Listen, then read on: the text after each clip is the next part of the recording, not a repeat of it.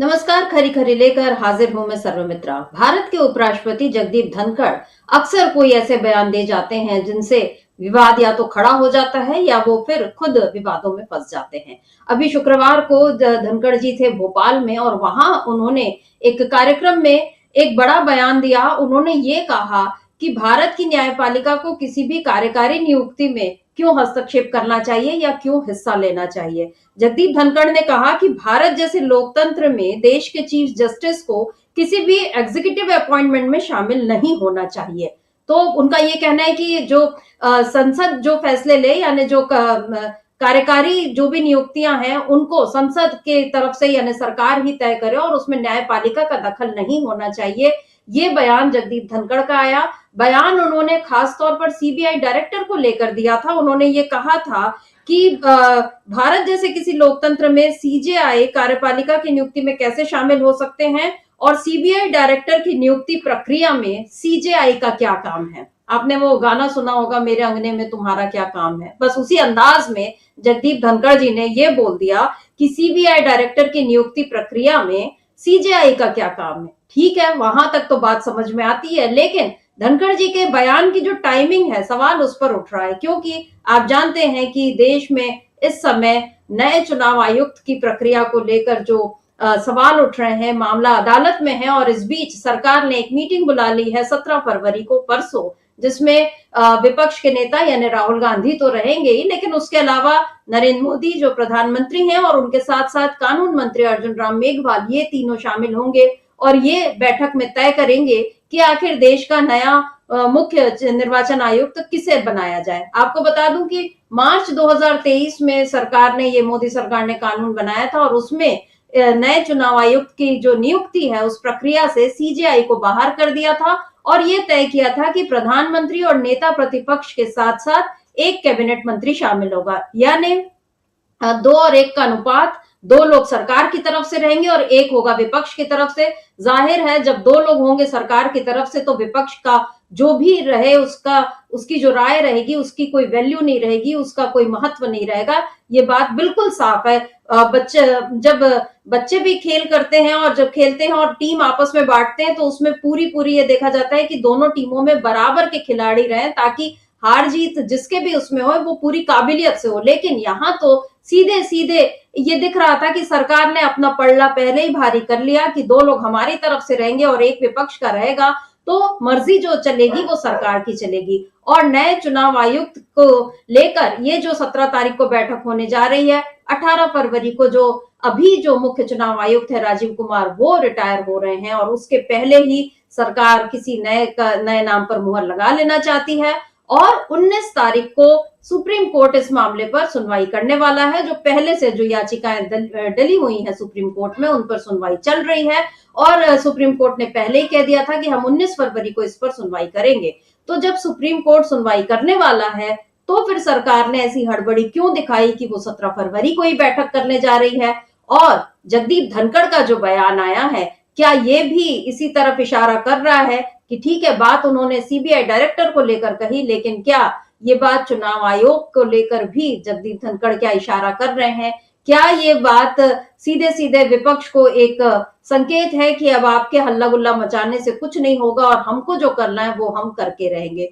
तो जगदीप धनखड़ के इस बयान का और चुनाव आयुक्त के रिटायरमेंट के टाइमिंग का और नए चुनाव आयुक्त के लिए नियुक्ति के लिए जो बैठक होने जा रही है इस टाइमिंग का, इन सारी बातों का क्या असर होने वाला है देश की राजनीति पर, किस तरह देश के सियासत में चुनाव आयोग को लेकर लगातार विवाद खड़े हो रहे हैं, आज इसी पर हम खरी खरी चर्चा करेंगे। हमारे साथ जुड़े हुए हैं अमलेंदु उपाध्याय जी। अमलेंदु जी नमस्कार, स्वागत आपका इस कार्यक्रम में।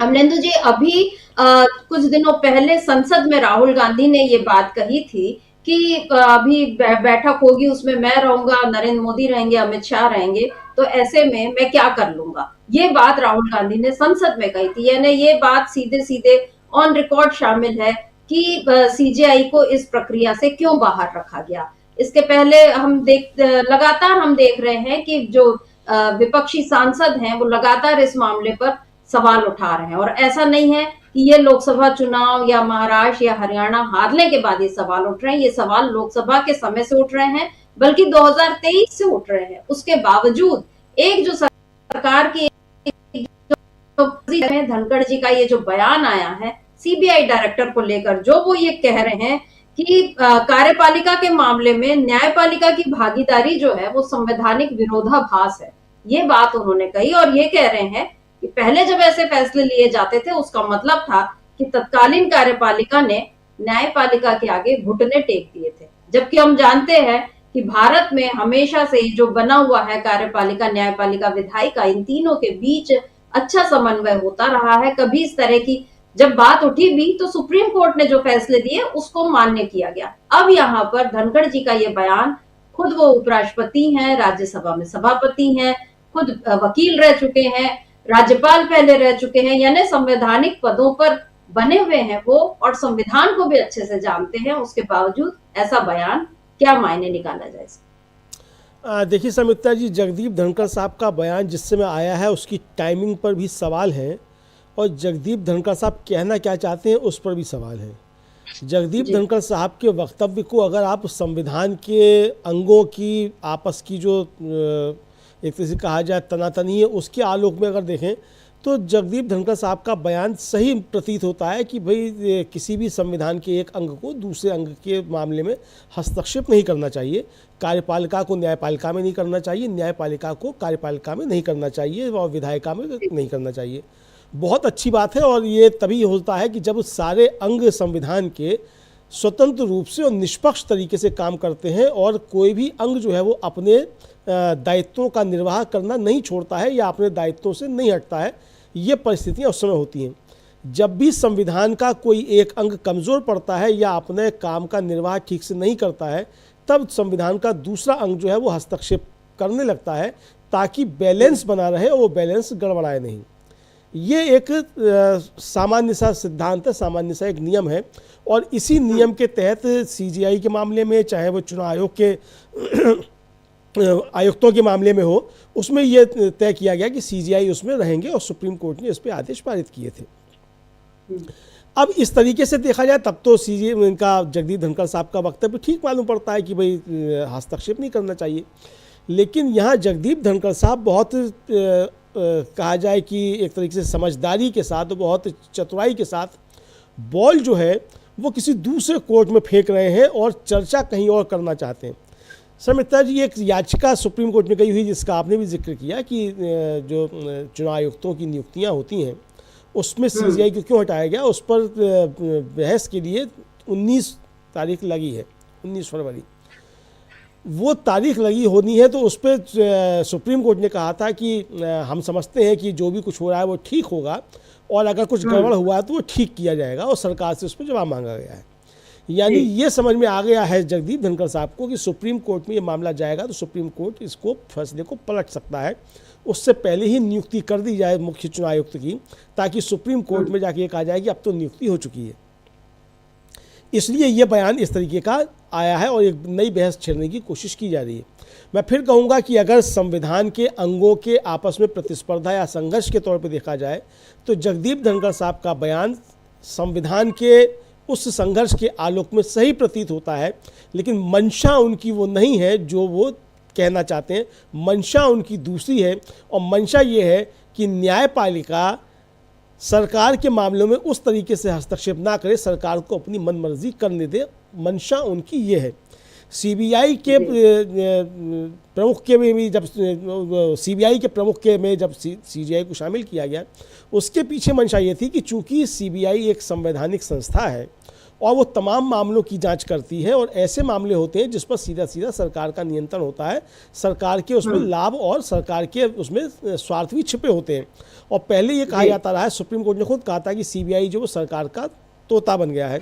तो सरकार की उस निगरानी से या सरकार के नियंत्रण से सीबीआई को मुक्त किया जाए। एक बड़ी संस्था जो एक है और वो जांच संस्था है, तो उसको सरकार के दबाव से मुक्त रखा जाए, इसलिए जो था वो सीजीआई को उसमें शामिल किया गया और नेता विपक्ष को उसमें शामिल किया गया कि ये दबाव से मुक्त रहे और एक जो जांच संस्था है उसका अगर प्रमुख चुना जाए तो वो दबाव से मुक्त हो और एक निष्पक्ष व्यक्ति जो है वो चुना जाए, इसलिए इसको शामिल किया गया।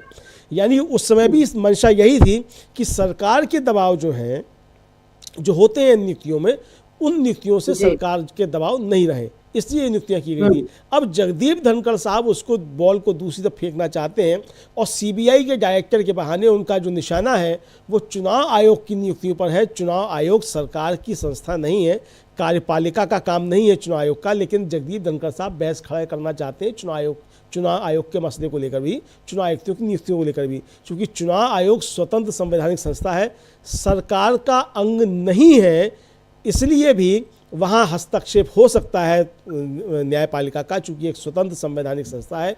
लोकतंत्र की बड़ी जिम्मेदारी जो है वो उस चुनाव आयोग के ऊपर ही है। और पिछले दिनों जिस तरीके से चुनाव आयोग पर सवाल उठ रहे हैं, चुनाव आयोग पर लगातार आरोप लग रहे हैं, विपक्ष लगातार आरोप लगा रहा है, उसके देखते हुए ये महत्वपूर्ण हो जाता है कि उसमें एक निष्पक्ष चुनाव आयोग हो और स्वतंत्र पारदर्शी निष्पक्ष चुनाव आयोग हो, तो इसलिए वो ज़रूरी है। मुझे लगता है कि जगदीप धनखड़ साहब ने जो ये बात कही है, उन्होंने सीबीआई डायरेक्टर के बहाने जो है वो निशाना जो है वो चुनाव आयुक्तों की नियुक्ति को लेकर के साधा है। शर्मिष्ठा जी। जी अमृत जी, और वो जो उन्होंने ये कहा है कि कार्यपालिका ने, तत्कालीन कार्यपालिका यानी जब सीजीआई की नियुक्ति, मतलब उनकी भूमिका होती थी सीबीआई डायरेक्टर को लेकर या सीजे चुनाव आयुक्तों की नियुक्ति में, तब उनका ये जो कहना है कि कार्यपालिका ने न्यायपालिका के आगे घुटने टेक दिए, इस बात पर भी आप कहां तक सहमत हैं या इस बात पर आप क्या कहेंगे? देखिए शर्मिष्ठा जी, अगर कार्यपालिका ने न्यायपालिका के सामने घुटने टेक दिए, और जगदीप धनखड़ साहब का कहना ये है कि जो सरकार के नियमित कामकाज हैं उसमें सुप्रीम कोर्ट का हस्तक्षेप, न्यायपालिका का हस्तक्षेप नहीं होना चाहिए। बहुत सही बात है, बिल्कुल नहीं होना चाहिए। सरकारी के जो अपनी अधिकार हैं और जो उसके एग्जीक्यूटिव ऑर्डर्स होते हैं उसमें हस्तक्षेप नहीं होना चाहिए, बिल्कुल ठीक है। लेकिन फिर नेता विपक्ष को भी क्यों शामिल होना चाहिए? फिर तो सवाल ये भी उठ सकता है, सरकार अगर अपनी नियुक्तियां कर रही है तो उसमें नेता विपक्ष भी क्यों होगा? तो जगदीप धनखड़ साहब को ये भी सवाल उठाना चाहिए कि नेता विपक्ष क्यों हो, क्योंकि जिस समय ये ऑर्डर्स हुए थे उस समय तो नेता विपक्ष भारतीय जनता पार्टी का होता था, तो आपको उस पर आपत्ति नहीं है। तब आप नहीं कहते हैं कि उस समय की सरकार ने नेता विपक्ष के सामने घुटने टेक दिए थे, आप कह रहे हैं कि कार्यपालिका ने न्यायपालिका के सामने घुटने टेक दिए थे, तो नेता विपक्ष क्यों होना चाहिए? तो ये भी सवाल उठता है। तो यानी जो कहना है जगदीप धनखड़ साहब का, शर्मिष्ठा जी, उनकी मंशा पर सवाल है। क्या मंशा आपकी क्या है और आप किस तरीके से इस मसले को विवादों में लेकर आना चाहते हैं? यानी अभी तक जो काम शर्मिष्ठा जी सरकार किया करती, नए विवाद खड़े करना, जगदीप धनखड़ साहब सुप्रीम कोर्ट के अच्छे वकील भी रहे हैं, तो यानी अब जगदीप धनखड़ साहब अपनी इस वकालत का जो लाभ जो है वो यहाँ नए नए विवाद खड़े करने में लेना चाहते हैं। अच्छे तरीके से शर्मिष्ठा जी, मुझको याद है कि वो जब सांसदों का मसला आया था तो सोमनाथ चटर्जी थे, वो लोकसभा के अध्यक्ष थे, और सुप्रीम कोर्ट ने कोई आदेश जारी कर दिए थे। तो सोमनाथ चटर्जी ने साफ कहा था कि हम इसके समन को नहीं मानते, क्योंकि ये लोकसभा अध्यक्ष का अपना अधिकार क्षेत्र है और संविधान के इस मामले में सुप्रीम कोर्ट हस्तक्षेप नहीं कर सकता। और एक तनातनी जो थी उस समय उत्पन्न हो गई थी, और सोमनाथ चटर्जी अपनी जगह पर एकदम ठीक थे। सुप्रीम कोर्ट ने उस समय हस्तक्षेप करने की कोशिश की थी। तो यानी आप उस समय की बात नहीं कह रहे कि सोमनाथ चटर्जी किस तरीके से तनकर खड़े हो गए थे, तब भी वही कार्यपालिका थी जिस कार्यपालिका पर आप सवाल उठा रहे हैं, यूपीए की ही सरकार थी, और सोमनाथ चटर्जी तनकर खड़े हो गए थे सुप्रीम कोर्ट के सामने कि आप काम नहीं मानते, ये संबंध, आपका आदेश हम नहीं ये मानते।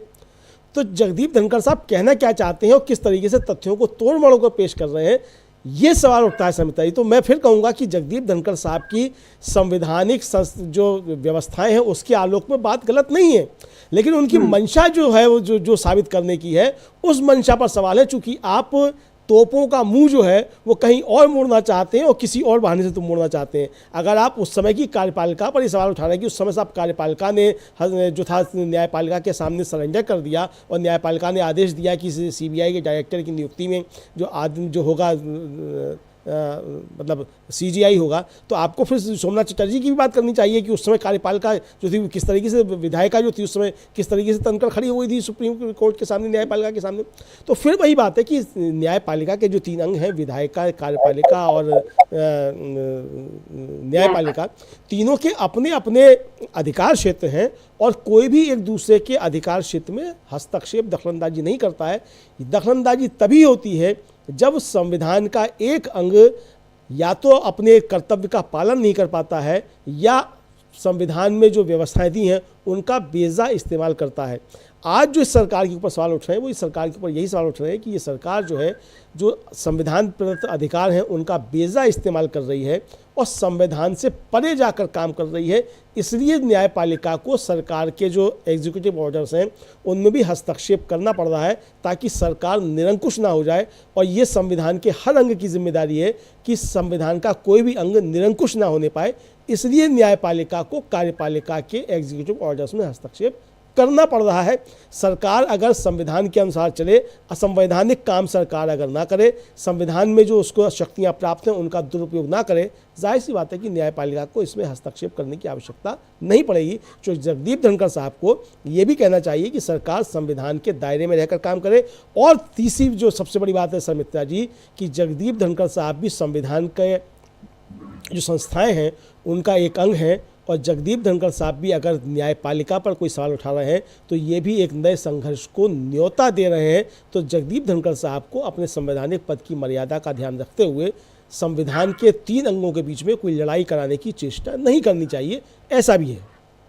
जी बिल्कुल। और क्योंकि वो खुद संविधान के ज्ञाता भी हम इसलिए बोल रहे हैं क्योंकि वो खुद अच्छे वकील हैं और जाहिर है उनको अच्छे से ज्ञान होगा संविधान का। उसके बावजूद वो इस तरह की बातें अगर कर रहे हैं तो ऐसा लगता है कि इसमें कहीं ना कहीं राजनीति का प्रभाव जो है वो दिख रहा है। और यही सबसे खतरनाक बात लगती है जब संवैधानिक पदों पर बैठे लोगों पर राजनीति का प्रभाव दिखता है या संवैधानिक संस्थाओं पर राजनीतिक दबाव दिखने लगता है। 2022 में जब सुप्रीम कोर्ट के 5 जजों की पीठ ने एक मामले में मुख्य पूर्व चुनाव आयुक्त जो थे TN शेषन, उनका जिक्र करते हुए कहा था कि चुनाव आयोग के कंधों पर बहुत सारी जिम्मेदारियां होती हैं, इसलिए इस पद पर किसी ऐसे शख्स की जरूरत है जिसे दबाया न जा सके। ये बहुत अहम टिप्पणी थी सुप्रीम कोर्ट की। लेकिन उसके बाद 2023 में जिस तरह से मोदी सरकार ने तत्कालीन वो CJI थे चंद्रचूड़, और क्योंकि उनको ही बाहर कर दिया था कि आप चुनाव आयुक्तों की नियुक्ति में नहीं आएंगे, और उसके बाद 2 चुनाव आयुक्तों की नियुक्ति हुई थी और उस पर जो अपॉइंट हुए थे उसके बाद मामला सुप्रीम कोर्ट में गया और उसी पर अभी जो सुनवाई जिसका जिक्र हम कर रहे हैं 19 फरवरी को होगी। लेकिन इससे पहले जो 17 तारीख को बैठक होने वाली है और उसमें कौन बनेगा नया मुख्य चुनाव आयुक्त, तो इस पर सबकी निगाहें हैं। और निगाहें इसलिए भी हैं कि राजीव कुमार का कार्यकाल काफी विवादों में रहा और जितने सवाल उन पर खड़े हुए और जिसका जवाब वो कभी भी ठीक से नहीं दे पाए, कभी वो शायरी सुनाते हैं, कभी वो विपक्ष को फटकारने के अंदाज में बात करते हैं। तो इससे भी सवाल उठ रहे हैं कि क्या नया चुनाव आयुक्त जो मुख्य चुनाव आयुक्त बनेंगे वो क्या अपनी जिम्मेदारी को दबाव से मुक्त रहकर निभा पाएंगे, ये एक बड़ा सवाल है। लेकिन सबसे बड़ा सवाल तो यही है कि मोदी सरकार को ऐसी हड़बड़ी आखिर क्यों थी। राहुल गांधी ने संसद में भी इस मुद्दे को उठाया था। क्या कुछ कहा था राहुल गांधी ने, उसको सुनते हैं। और उसके बाद 7 फरवरी को राहुल गांधी, संजय राउत और सुप्रिया सुले ने जो प्रेस कॉन्फ्रेंस की थी उसमें राहुल गांधी ने जो सवाल उठाए थे चुनाव आयोग पर, उसको भी सुन लेते हैं। पहले सुनते हैं कि संसद में राहुल गांधी ने क्या कुछ कहा था। Sir, the Chief Justice was removed from that committee. Why? Why? This is the question, sir. The election commissioner used to be chosen by the Prime Minister, Leader of Opposition, and the Chief Justice. I'm going to go to the meeting. I'm going to go to the meeting. There's going to be Mr. Amit Shah and Mr. Modi ji, and there's going to be me. 2-1. Why am I even going to the meeting? What is the purpose of me going to the meeting? तो यहाँ पर अमलिंदु जी सीधे सीधे राहुल गांधी सवाल उठा रहे हैं कि फिर मेरा उस बैठक में जाने का मतलब ही क्या है, क्योंकि वहां से रहेंगे नरेंद्र मोदी, अमित शाह। हालांकि अभी अमित शाह का नाम नहीं है, शायद बात हो रही है कि अर्जुन राम मेघवाल रहेंगे जो कानून मंत्री हैं। लेकिन जो भी है, 2 लोग सरकार की तरफ से जिनमें एक प्रधानमंत्री। तो यहाँ पर राहुल गांधी ने जो सवाल उठाया कि वहां फिर मेरे जाने का मतलब ही क्या रहेगा। 2:1 मतलब 2 के अनुपात में 1, यानी 2 लोग वहां से और 1 मैं, तो मैं अकेला वहां पर क्या कर लूंगा। और ये बात जब उन्होंने संसद में उठाई है तो क्या इसका जवाब सरकार को नहीं देना चाहिए? क्या सरकार फिर से यही कि विपक्ष हारता है तो रोता है और इस तरह के बयान देकर क्या बरी हो सकती है सरकार? एक और राहुल गांधी का जो 7 फरवरी का जो उनकी जो प्रेस कॉन्फ्रेंस है उसको बयान को भी हम सुन लेते हैं। किस तरह उन्होंने महाराष्ट्र में आंकड़ों का जिक्र करके बता दिया था कि कैसी हेराफेरी हुई है। लेकिन उस पर भी राजीव कुमार का जो जवाब आया उसको भी हम बताएंगे, पर पहले सुन लेते हैं कि क्या कुछ कहा है राहुल गांधी ने 7 फरवरी को। मैंने अपने भाषण में कहा कि महाराष्ट्र के चुनाव में हमारी एनालिसिस के बाद वोटर लिस्ट पे कोई सवाल उठे हैं। मैं आज हिंदुस्तान के युवाओं को यह डेटा दिखाना चाहता हूं। सबसे पहला सवाल, 5 साल में जितने वोटर लिस्ट में ऐड किए गए थे, उससे ज्यादा वोटर महाराष्ट्र में 5 महीनों में ऐड हुए हैं। 32 लाख वोटर्स विधानसभा 2019 एंड 2024 के बीच में। 39 लाख वोटर्स, मतलब हिमाचल का जो पॉपुलेशन है वो ऐड कर दिया लोकसभा 2024 एंड विधानसभा 2024 के बीच में। यह पहला सवाल है। ये जो एडिशनल वोटर्स ऐड किए हैं, ये हैं कौन, ये कहां थे और ये कहां से आए? पहला सवाल। दूसरा सवाल, बहुत महत्वपूर्ण सवाल, महाराष्ट्र का पॉपुलेशन सरकार के मुताबिक, महाराष्ट्र का अडल्ट पॉपुलेशन सरकार के मुताबिक 9.54 करोड़। महाराष्ट्र का adult population 9.54 crore. Election commission के मुताबिक महाराष्ट्र में 9.7 करोड़ वोटर्स हैं। इसका मतलब इलेक्शन कमीशन कह रहा है, देश की जनता को कह रहा है, देश के युवाओं को कह रहा है कि महाराष्ट्र में एडल्ट पॉपुलेशन से ज्यादा वोटर्स हैं। यह कैसे हो सकता है? तीसरा सवाल, यह एक उदाहरण है, कामठी विधानसभा। यहां पे कांग्रेस पार्टी को लोकसभा में 1.36 लाख वोट मिला है।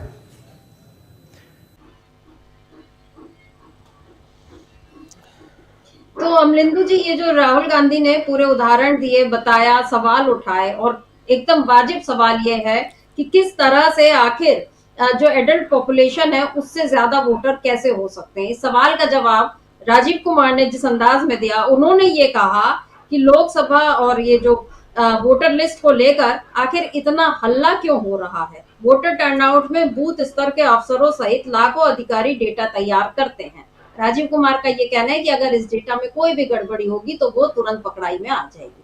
यानी यहाँ इन्होंने सीधे सीधे फिर एक बार ये कह दिया, पूरी जांच नहीं हुई है या उन्होंने जांच करवाई होगी तो उसका डिटेल उन्होंने नहीं दिया, और वो ये कह रहे हैं कि लाखों अधिकारी डेटा तैयार करते हैं और कोई गड़बड़ नहीं होती है। ये सीधा सीधा उनका जवाब आ गया है राजीव कुमार का अभी। जबकि उस समय जिस दिन ये प्रेस कॉन्फ्रेंस हो रही थी, हम लोगों ने देखा था कि तुरंत चुनाव आयोग का एक ट्वीट भी आया था कि हम बिल्कुल हर बात को गंभीरता से सुनते हैं और हम सबके सवालों का जवाब देंगे, और इस तरह का एक उनका ट्वीट आ गया था तुरंत ही। अब जो है ये वापस अपने उससे पलट रहे हैं और ये कह रहे हैं कि इतना हल्ला क्यों हो रहा है। ये जो इनकी भाषा है, और दूसरी बात, ये हर बार जिस तरीके से अपनी जवाबदेही से बचते हैं, लेकिन सुप्रीम कोर्ट ने भी जो अभी आदेश दिया मंगलवार को कि ईवीएम से कोई डेटा ना डिलीट हो, ना कोई नया एडिशन हो, ये जो सुप्रीम कोर्ट का आदेश है, इसका मतलब सुप्रीम कोर्ट भी कहीं ना कहीं ये मान रहा है, उसके संज्ञान में है ये बात कि कोई गड़बड़ी होती होगी, तभी तो इस तरह की याचिकाएं भी पहुंच रही हैं और लोग सवाल उठा रहे हैं, तो सुप्रीम कोर्ट ने उसके निर्देश भी दिए हैं। जबकि हमने देखा है कि चंडीगढ़ में जो Haryana, Punjab and Haryana high court के निर्देश के बावजूद किस तरह से डिलीशन हो गया, और संसद से अभी ये जो कानून भी एक नया बन गया कि जो संशोधन हो गया 1961 के कानून में कि नहीं, अब वो जो भी इलेक्ट्रॉनिक मतलब हम कोई भी डेटा जो है वो दिखाएंगे नहीं, ये वाली बात जो आ गई। ये सारी चीजें नहीं बता रही कि यहाँ बहुत कुछ गड़बड़ चल रही है, और जिसको दबाने छिपाने के लिए मोदी सरकार फिर से हड़बड़ी में नए मुख्य चुनाव आयोग की नियुक्ति करना चाह रही है, क्योंकि अब सीधे बिहार का चुनाव होना है, और जिसके बारे में संजय राउत ने ये कहा था कि जो हरियाणा हमें हिमाचल जितनी पॉपुलेशन जो अभी महाराष्ट्र में आ गई, उसमें से कुछ दिल्ली आ गए, और अब वही सारे लोग जो हैं बिहार में पाए जाएंगे वोटर्स के तौर पर। ये संजय राउत ने सीधे सीधे बड़ा इल्जाम लगाया था। यानी चुनाव आयोग की तरफ से एक पूरा एक डेटा बना हुआ है जो वोटर्स को बढ़ाने के लिए, बीजेपी के पक्ष में बढ़ाने के लिए एक राज्य से दूसरे राज्य में जहां भी चुनाव होते हैं वहां शिफ्ट करता जाता है। ये एक आरोप जो है विपक्ष का, ये समझ में आ रहा है। ऐसे में मोदी सरकार की ये जो हड़बड़ी, राहुल गांधी के जो दोनों बयान हैं, क्या कहेंगे? देखिए सुमित्रा जी, एक तो जो याचिकाएं पहुंची हैं सुप्रीम कोर्ट में चुनाव आयोग को लेकर और डाटा डिलीशन को लेकर, उस पर सुप्रीम कोर्ट का जो आदेश आया है उसके आलोक में ही जगदीप धनखड़ साहब को समझ लेना चाहिए कि सीजेआई को उसमें शामिल क्यों किया गया था मुख्य चुनाव आयुक्त या चुनाव आयुक्तों की नियुक्ति के मामले में। इसीलिए शामिल किया गया था कि विपक्ष जो आरोप लगा रहा है, यानी एक अधिकारी आज शाम को वीआरएस लेता है और कल सुबह चुनाव आयुक्त बन जाता है, और जिस तरीके से चुनाव आयुक्तों पर गंभीर सवाल उठ रहे हैं, चुनाव आयोग पर गंभीर सवाल उठ रहे हैं, ये नियुक्तियां उस समय भी यही हुआ था कि सुप्रीम कोर्ट में मामला पहुंचा था, उससे पहले नियुक्तियां कर दी गई थी।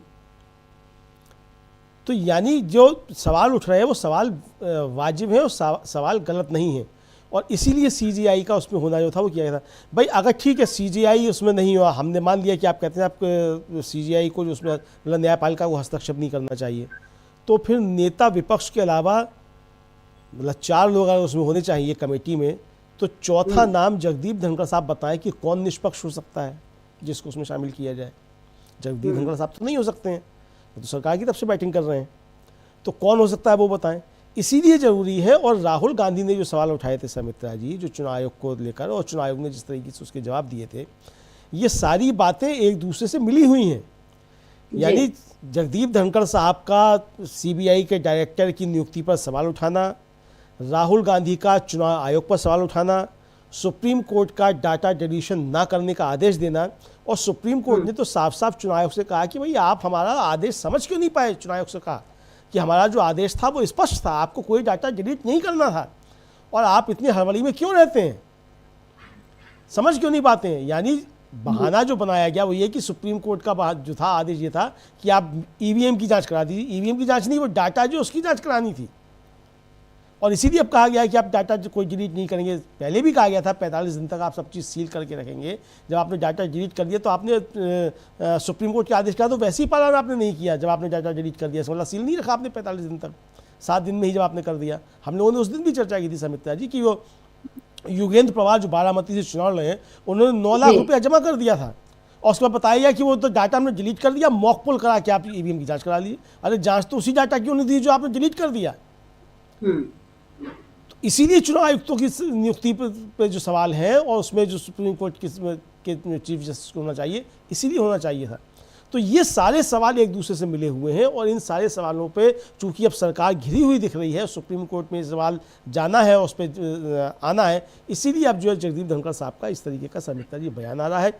राहुल गांधी ने जो सवाल उठाए, या संजय राउत ने जो सवाल उठाए, या चुनाव आयोग ने जो जवाब दिए, राजीव कुमार जी का जिस तरीके की भावभंगिमा होती है, जो उनकी भाषा होती है, वो सारे सवाल जो उठ रहे हैं, इसीलिए जो है ये न्यायपालिका को बकौल धनखड़ साहब कार्यपालिका के एग्जीक्यूटिव ऑर्डर्स में हस्तक्षेप करना पड़ रहा है, क्योंकि कार्यपालिका अपना काम सही नहीं कर रही है, और कार्यपालिका जो है वो अपने जो उसको अधिकार प्राप्त है उनका उल्लंघन कर रही है, इसलिए जो है न्यायपालिका को हस्तक्षेप करना पड़ रहा है। तो ये बात जगदीप धनखड़ साहब को भी समझनी चाहिए सुमित्रा जी। जी बिल्कुल। और जगदीप धनखड़ जो इस बात को उन्होंने सीबीआई डायरेक्टर के बहाने जो उन्होंने बात उठाई है, वो साफ समझ में आ रहा है कि असली मामला तो मुख्य चुनाव आयुक्त का यानी चीफ इलेक्शन कमिश्नर का है, और इसको लेकर अभी सुप्रीम कोर्ट में जो एक याचिका दाखिल हुई है एडीआर की तरफ से, उसमें प्रशांत भूषण ने जो उन्होंने ये कहा था कि आप इस पर जल्दी सुनवाई करें, तो 12 फरवरी को सुनवाई नहीं हो सकी थी, और अगली तारीख जो मिली थी वो 19 तारीख की मिली। तो इसमें जस्टिस सूर्यकांत और जस्टिस एन कोटेश्वर सिंह, इन दोनों ने ये कहा कि कोर्ट का फैसला आएगा, भले ही इस बीच कुछ भी हो, लेकिन इसमें कोई चिंता की बात नहीं है। और प्रशांत भूषण ने जस्टिस सूर्यकांत की इस बात को इस तरह से वो समझाया है कि कोर्ट ने साफ कर दिया है कि सीईसी की कोई भी नियुक्ति सुप्रीम कोर्ट के फाइनल जजमेंट के तहत ही होगी। यानी सुप्रीम कोर्ट ये मान के चल रहा है कि 19 तारीख को हम जो फैसला लेंगे वही उसी हिसाब से सरकार को काम करना पड़ेगा। हमें नहीं मालूम कि फैसला क्या आएगा। हो सकता है सुप्रीम कोर्ट पिछले बार की तरह ये कहे कि नहीं, जो अपॉइंटमेंट्स हो चुके हैं बस वो सही है, अब उसमें हम हस्तक्षेप नहीं करेंगे। पिछले बार सुप्रीम कोर्ट ने यही कहा था। इसलिए अभी क्या कहेगा सुप्रीम कोर्ट हम नहीं जानते, लेकिन मान ले अगर ये सुप्रीम कोर्ट कहता है कि अगर इसमें सीजीआई का होना जरूरी है, तब सरकार क्या करेगी, ये एक बड़ा सवाल है। और क्योंकि सरकार 18 तारीख को राजीव कुमार रिटायर होने वाले हैं और 17 तारीख को यानी परसों शायद देश को नया चीफ इलेक्शन कमिश्नर मिल सकता है, लेकिन उसके पहले अभी इस तरह के जो बयान आए हैं जगदीप धनखड़ के, उससे एक नया विवाद खड़ा हो गया है। और अभी हम ये देख रहे हैं कि राहुल गांधी ने जो बात संसद में उठाई, अखिलेश यादव अलग बात कर रहे हैं। अभी आदित्य ठाकरे आए थे, उन्होंने भी चुनाव आयोग को लेकर जो सवाल उठाए थे केजरीवाल से और राहुल गांधी से मुलाकात के बाद, क्या कुछ कहा था आदित्य ठाकरे ने, एक बार सुनते हैं, क्योंकि उन्होंने गंभीर बात कही कि इस देश में लग रहा है कि लोकतंत्र है लेकिन लोकतंत्र नहीं है। क्या कहा था आदित्य ठाकरे ने, उसको सुनते हैं। कल राहुल जी से कल देर रात को मुलाकात हुई, आज अरविंद जी से मुलाकात हो रही है। इसका तात्पर्य यही है कि जो भविष्य है हमारे देश का आज भी एक कोहरे में है, एक धुंधला हुआ है। क्योंकि अगर आप देखें तो पूरे देश में हर कोई चुनाव जो होता है, वोटर फ्रॉड और ईवीएम फ्रॉड, ये दोनों अगर सिस्टम्स अगर आप देखें तो हमें पता नहीं चलता कि हमारा वोट जा रहा है। फ्री एंड फेयर इलेक्शंस क्या हमारे देश में हो रहे हैं, क्या चुनाव हमारे फ्री एंड फेयर है, ये पूछने का वक्त आ गया है। और हम प्रिटेंड कर रहे हैं, हम एक बर्ताव कर रहे हैं ऐसे कि हम डेमोक्रेसी में हैं, लेकिन शायद हमारी डेमोक्रेसी अब नहीं है। ये जो प्रिटेंशियस डेमोक्रेसी है उसे दूर करने के लिए हर एक पक्ष को साथ में आना होगा। कर्टसी में विजिट तो थी कल राहुल जी के साथ की, आज अरविंद जी के साथ है, लेकिन देश भर में जो हमारे साथ हुआ है या फिर जो आज केजरीवाल साहब के साथ हुआ या कांग्रेस के साथ हुआ, कल होते होते बिहार में नीतीश जी के साथ भी होगा, उनकी भी सीट चली जाएगी और भाजपा सत्ता प्राप्त कर लेगी। आरजेडी के साथ होगा, फिर चंद्रबाबू जी के साथ होगा। और भाजपा का यही सपना है कि हर एक रीजनल पार्टी को तोड़ा जाए, मरोड़ा जाए, खत्म किया जाए, वैसे ही जैसे उनको देश की डेमोक्रेसी को करना है। एक ही बात इसमें है कि आज और कल की जो कर्टसी मीट्स है उससे आगे जो रोडमैप है वो भी थोड़ी तय करने की तैयारी चल रही है। मुझे लगता है इंडिया अलायंस के लिए काफी सारे जो वरिष्ठ नेता हैं वो रोडमैप तय करेंगे। कर्टसी विजिट्स में जो भी इलेक्शंस में रीडिंग्स थे वो थोड़े ऊपर से बातचीत हुई है, डिटेल में हमारी टीमें काम कर रही है उस पर। अमरेंद्र जी, यहाँ पर आदित्य ठाकरे ने जो एक अहम बात ये कही कि जो हमारे साथ हुआ महाराष्ट्र में, जो दिल्ली में केजरीवाल के साथ हुआ, जो कांग्रेस के साथ हुआ, यानी तीनों जगह, हरियाणा में भी जो कांग्रेस आ रही है, इसका मतलब है कि चुनाव आयोग ने गड़बड़ी की है, जो वोटर लिस्ट में गड़बड़ी। आगे वही चीज बिहार में नीतीश कुमार के साथ होगी और वहां चंद्रबाबू नायडू के साथ भी होगी। और ये बीजेपी पर बड़ा आरोप कि वो लोकतंत्र को खत्म कर रही है। हमें ऐसा लग रहा है कि हम लोकतंत्र में हैं, लेकिन हम लोकतंत्र में नहीं हैं। ये जो एक बड़ी बात कही है, और इस पर आपका जवाब चाहूंगी। अखिलेश यादव ने भी कल एक बयान दिया था जिसमें उन्होंने कहा था कि आप एक सीट पर तो कर लिए, 403 सीटों पर आप 420 कैसे करेंगे। ये जो माहौल बन रहा है केवल बीजेपी के खिलाफ नहीं, देश में संवैधानिक संस्थाओं के लिए जो एक अविश्वास पैदा हो रहा है, ये कितना चिंताजनक है, ये समझने की जरूरत है। एक बार सुनते हैं कि अखिलेश यादव ने क्या कहा। दोनों बयानों पर आपका जवाब चाहूंगी। अभी लोकसभा जीते थे ना, एक में आप गड़बड़ कर सकते हो, लेकिन 403 में भारतीय जनता पार्टी की 420 ही नहीं चलेगी। एक में तो लड़ सकते हो आप, कुछ बेईमानी कर सकते हो। सोचिए आप, बीएलओ हटा दिए गए, क्या कारण था कि चुनाव आयोग ने ये नहीं देखा कि जाति के आधार पर पोस्टिंग हो रही है। बीएलओ हटा दिए गए, शिकायत की गई समाजवादी पार्टी की तरफ से। उसके बाद अधिकारी पुलिस के कुछ जातियों के ही पोस्ट कर दिया गया, चुनाव आयोग को शिकायत की गई, उसकी कोई परवाह नहीं हुई। प्रिसाइडिंग ऑफिसर्स कुछ टारगेट पूरा कर रहे थे, वो आपने भी सुना होगा। जो प्रिसाइडिंग ऑफिसर थे उसके अंदर बैठ करके कुछ टारगेट पूरा कर रहे थे वोटों का। अगर प्रिसाइडिंग ऑफिसर ही वोट डालने लगेंगे तो फिर क्या लोकतंत्र बचा आपका। इसलिए चुनाव आयोग को इस तरह के मुहावरा हम लोगों ने कह करके जगाने की कोशिश की है। नोटिस भी भेजा है कफन वाले। अमरेंद्र जी, ये जो दोनों बयान सीधे सीधे ये कि चुनाव आयोग जो है वो बेईमानी कर रहा है, और ऐसे में एक तो बात ये कि जो लोकतंत्र और संवैधानिक संस्थाओं को लेकर जो खतरे की बात हो रही है वो, और दूसरी बात ये कि जो नए चुनाव आयुक्त आएंगे, राजीव कुमार, ये दिख रहा है कि रिटायर होते होते भी वो अपने लिए कोई अच्छा नाम नहीं बना पाए। भले बीजेपी के गुड बुक्स में वो रहे होंगे, लेकिन विपक्ष के दल जो है उनसे काफी दुखी ही हैं, एक तरह से कहना चाहिए कि उन्होंने अपनी जिम्मेदारियों में शायद वो बहुत ज्यादा चूक कर गए।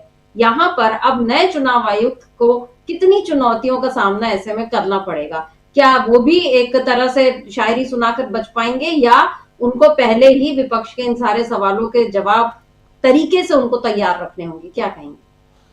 देखिए समिता जी, यहाँ दो तीन बातें हैं। एक तो ये है कि जो नए चुनाव मुख्य चुनाव तो आएंगे, पहले तो ये देखा जाए कौन आएंगे, राहुल गांधी उस मीटिंग में जाएंगे कि नहीं जाएंगे, क्योंकि राहुल गांधी कह चुके मैं जाके क्या करूँगा लेकिन चले भी जाते तो राहुल गांधी का कहना सही है, एकदम से इसलिए कहना सही है कि जब पिछले इन चुनाव आयुक्तों की नियुक्तियाँ हुई थी तो 180 नाम जो थे वो अधीर रंजन चौधरी को पकड़ा दिए गए कि भाई ये 180 नाम है, बताओ उसमें से किसको करना है। और जिनके नाम आने थे वो पहले से तय थे, वो नाम कर दिएगा, अधीर रंजन चौधरी उठकर चले आए। तो इसी तरीके से जैसे जेपीसी की वक्फ की बैठक हुई, 18,000 पन्नों की रिपोर्ट पकड़ा दी गई और कहा गया कि कल मीटिंग आइए चर्चा करते हैं, रात में आप पढ़ लीजिए 18,000 पन्ने की रिपोर्ट। तो यही फिर होगा कि 440 नाम जो है 420 नाम दे दिए जाएंगे कि 420 नाम है और राहुल गांधी जी आप इनमें से किसी एक को चुन लीजिए, किसको आपकी सहमति है, अमित शाह जी की या अर्जुना मेघवाल जी की, मोदी जी की सहमति इस पर है, ये हो जाएगा। तो राहुल गांधी क्या करेंगे, 420 नामों में से 419 पे आप वो देखें पहले कौन से 420 नाम है, क्या क्या उस पर चले आए, तो ये होगा। दूसरी बात समिता जी ये है कि जिस तरीके से राजीव कुमार जी के ऊपर सवाल लगातार उठ रहे हैं, राजीव कुमार जी क्या पूरे मतलब चुनाव आयोग के ऊपर जिस तरीके से सवाल उठ रहे हैं, जाहिर सी बात है कि ऐसे में जो सुप्रीम कोर्ट में मुकदमा पड़ा हुआ है वो काफ़ी ज़्यादा महत्वपूर्ण हो जाता है। समिता जी, सरकार मुझे लगता है शायद ये समझ रही है कि जो दलीलें वहाँ दी गई हैं अदालत में, उन दलीलों में दम है, इसीलिए सरकार को लगता है कि वहाँ से सरकार के प्रतिकूल फैसला आ सकता है, चूँकि अब डीवाई चंद्रचूड़ साहब भी सीजीआई नहीं है।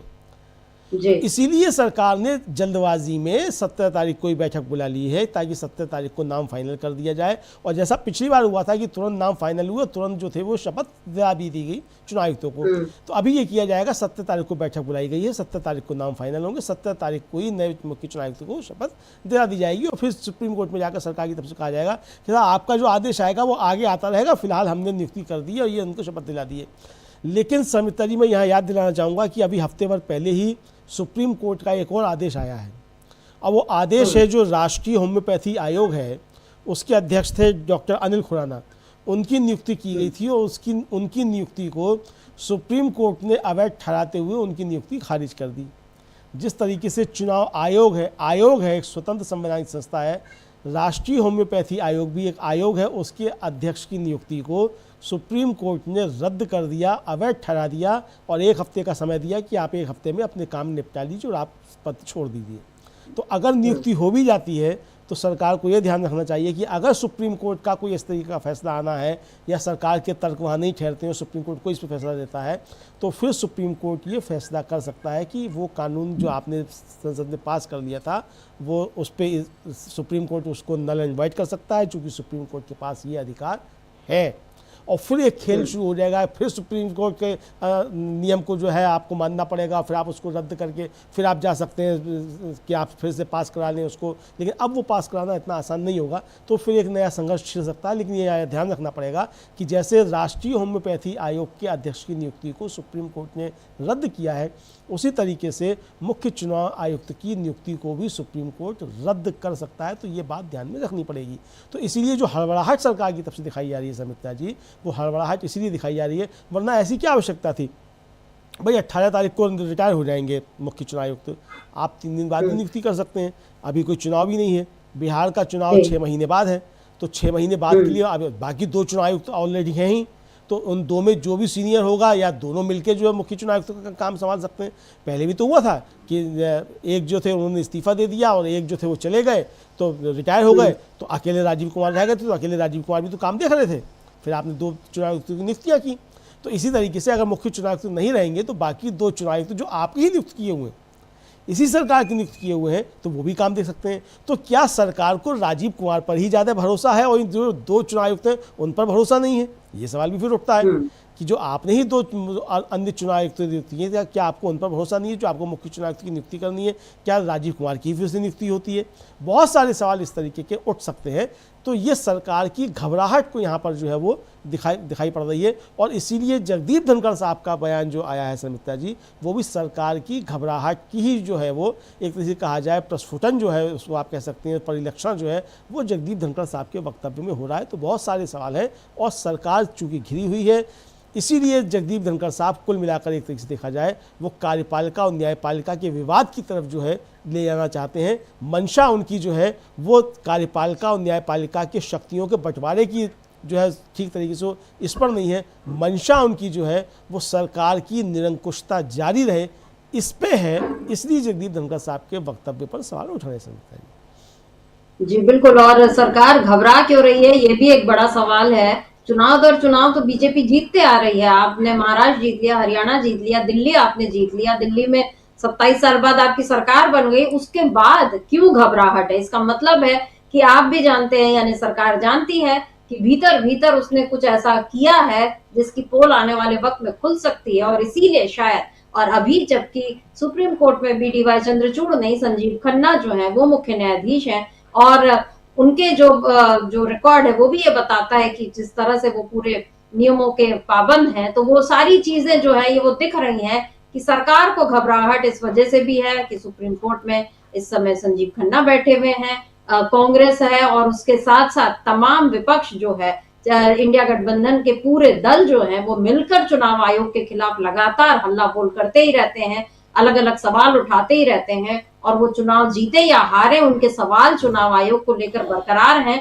चुनाव आयोग ने उनका कभी कोई सही से जवाब नहीं दिया, लेकिन अब चुनाव आयोग भी कहां तक इस जिम्मेदारी से खुद को बचा पाएगा और कब तक सरकार उसको बचा पाएगी ये भी देखना होगा। तो अमनेंदु जी, आज की इस चर्चा में हिस्सा लेने के लिए आपका बहुत बहुत शुक्रिया, और शुक्रिया आप तमाम लोग दर्शकों का जो आप हमारे साथ जुड़े और आपने इस चर्चा को ध्यान से सुना।